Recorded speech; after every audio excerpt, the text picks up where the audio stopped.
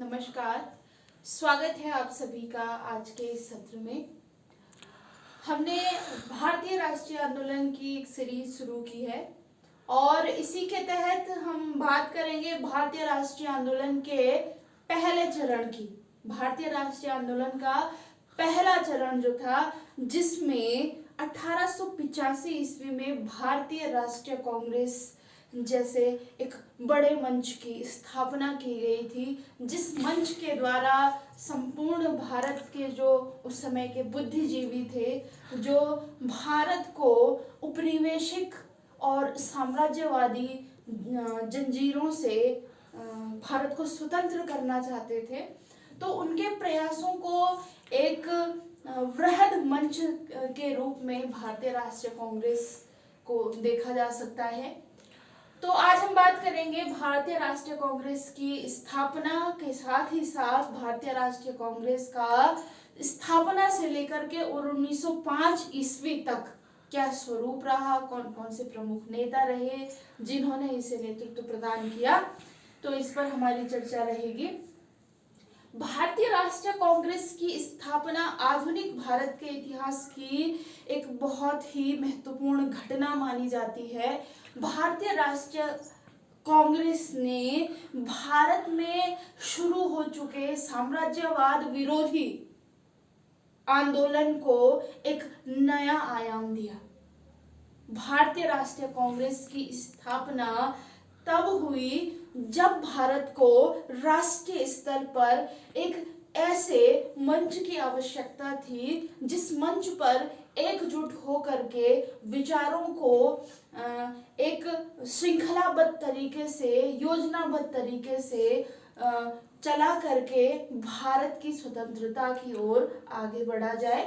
तो भारतीय राष्ट्रीय कांग्रेस की स्थापना हुई थी 28 दिसंबर 1885 ईस्वी को, और बंबई के गोपाल दास तेजपाल संस्कृत विद्यालय के भवन में इस संस्था की, इस भारतीय राष्ट्रीय कांग्रेस की स्थापना हुई थी। भारतीय राष्ट्रीय कांग्रेस की स्थापना का श्रेय प्रमुख रूप से दिया जाता है एक अवकाश प्राप्त अंग्रेज अधिकारी हुए हैं, और इनका नाम है A.O. Hume, Allan Octavian Hume.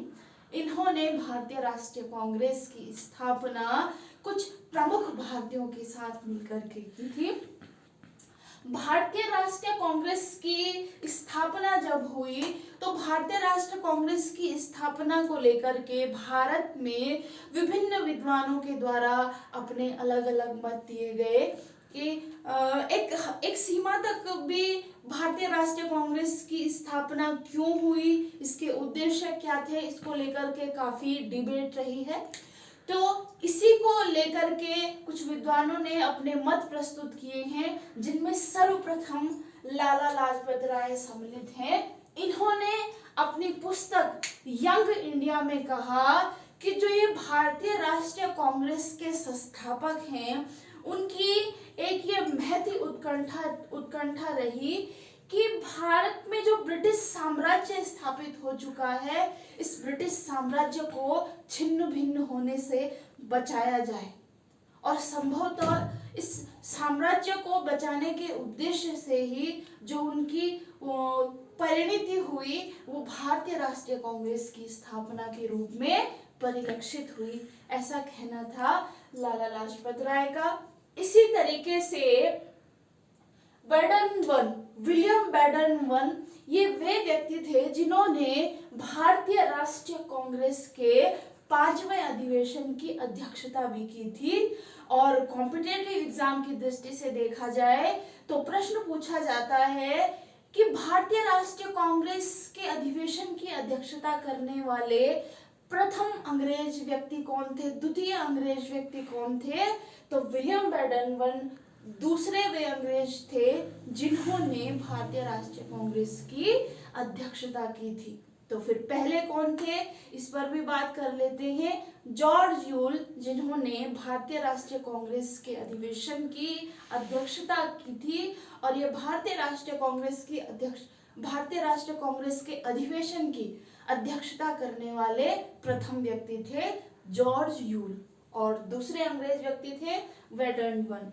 तो वेडनबर्न ने भी भारतीय राष्ट्रीय कांग्रेस की स्थापना पर अपने विचार प्रस्तुत किए और उन्होंने कहा कि भारत में जो ब्रिटिश शक्ति नीतियां हैं, उन ब्रिटिश नीतियों के प्रति भारतीयों के मन में जो असंतोष पैदा हो चुका है और उस असंतोषकारी शक्तियां जो भारत में उत्पन्न हो चुकी हैं वो लगातार बढ़ रही हैं, और इन असंतोषकारी बढ़ती हुई शक्तियों से अगर ब्रिटिश शासन को बचाना है, ब्रिटिश साम्राज्य को बचाना है, तो उसके लिए एक अभय द्वीप की आवश्यकता है, सेफ्टी वॉल्व की आवश्यकता है, एक सुरक्षा कवच की आवश्यकता है।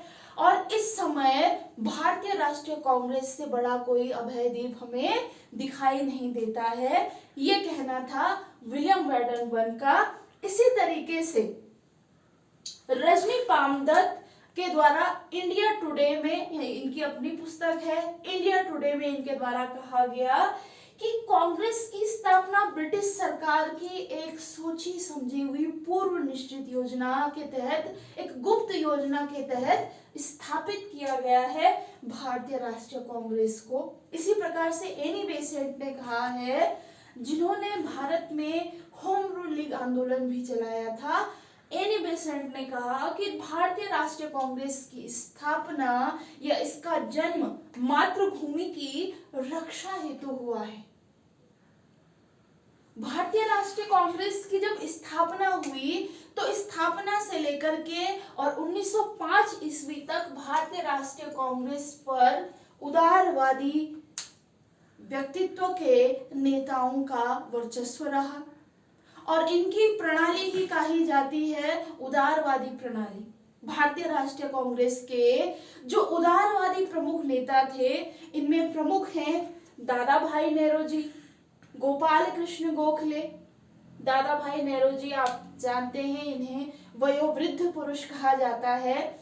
इसी प्रकार से गोपाल कृष्ण गोखले, एम.जी. रानाडे, महादेव गोविंद रानाडे, फिरोज शाह मेहता, सुरेंद्र नाथ बनर्जी, व्योमेश चंद्र बनर्जी, इसी प्रकार से पंडित मदन मोहन मालवीय, ये कुछ उस समय के कांग्रेसी उदारवादी प्रवृत्ति के नेता थे, जिन्होंने भारतीय राष्ट्रीय कांग्रेस के आरंभिक काल में कांग्रेस को नेतृत्व प्रदान किया। ये सभी नेता जो उदारवादी प्रवृत्ति के थे, इनका मानना था कि संवैधानिक तरीकों से हम अपनी मांगों को ब्रिटिश